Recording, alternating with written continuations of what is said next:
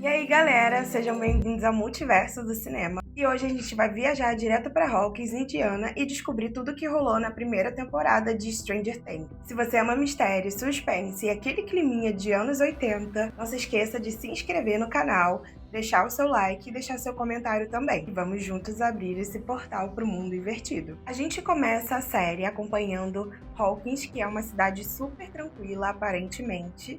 E na primeira cena a gente já vê um jogo de RPG com o Will Byers, o Mike, o Lucas e o Dustin, que são 4 amigos que se reúnem regularmente para jogar os jogos de RPG. Tudo corre bem nesse jogo, eles são atacados pelo Demogorgon, que é o inimigo deles no jogo, quando a mãe do Mike fala que é para encerrar o jogo e para todos voltarem para casa.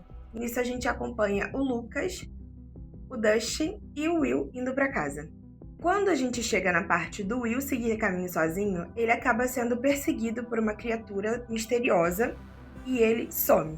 Basicamente, esse vai ser o estopim de toda a temporada, o desaparecimento do Will Byers. No dia seguinte, a primeira pessoa que percebe que tem alguma coisa errada é a Joyce Byers, que é a mãe do Will. O Hopper, que é o chefe de polícia da cidade de Hawkins, no começo não tá levando muito a sério, ele acha que o pai do Will que sequestrou ele, mas na verdade ele vê que o buraco é bem mais embaixo depois que começa a dar devida atenção pro caso. Enquanto isso tá rolando, a Joyce tá fazendo a própria investigação, só que como ela faz bem aquele estereótipo nos filmes de terror e suspense da mulher histérica, ela não é levada muito a sério.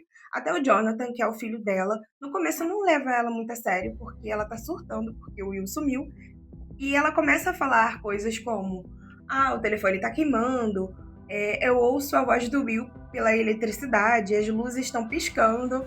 E no começo o Jonathan até acha que ela tá meio doida, mas conforme for andando a série, vocês vão perceber que ele acaba sacando que a mãe tem um pouquinho de razão. E uma coisa que me ganha muito, falando sobre a minha opinião agora, é que a série tem essa tendência de mostrar esses 2 fortes elementos, que é a mistura do horror sobrenatural com os dramas familiares dos personagens. A polícia tá fazendo a própria investigação, a Joyce também, o que nos leva para os meninos que também começaram a sua própria investigação.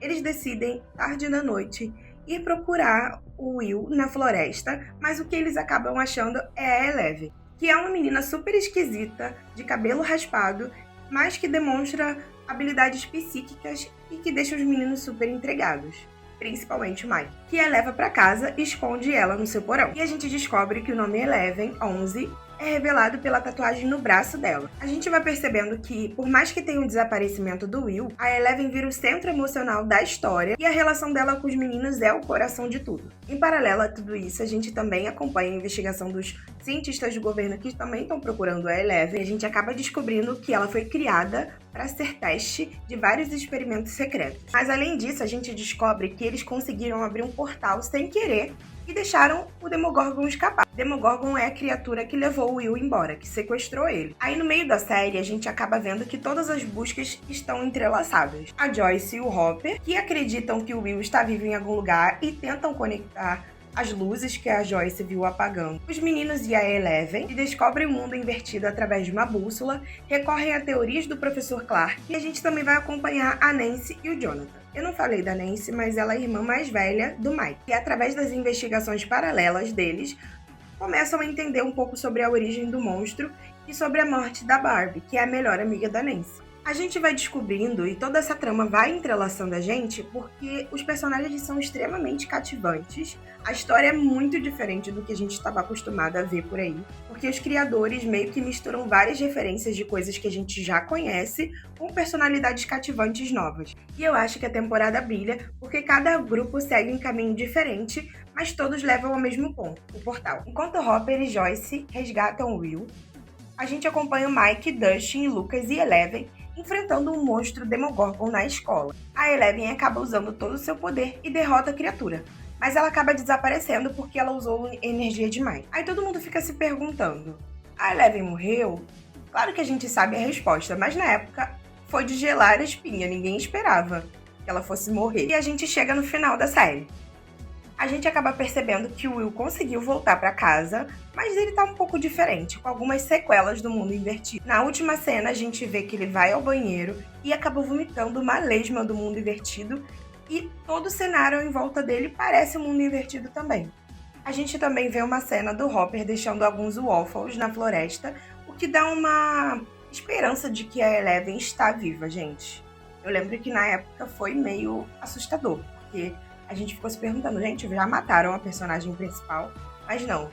Nessa cena a gente cria um pouquinho de esperança.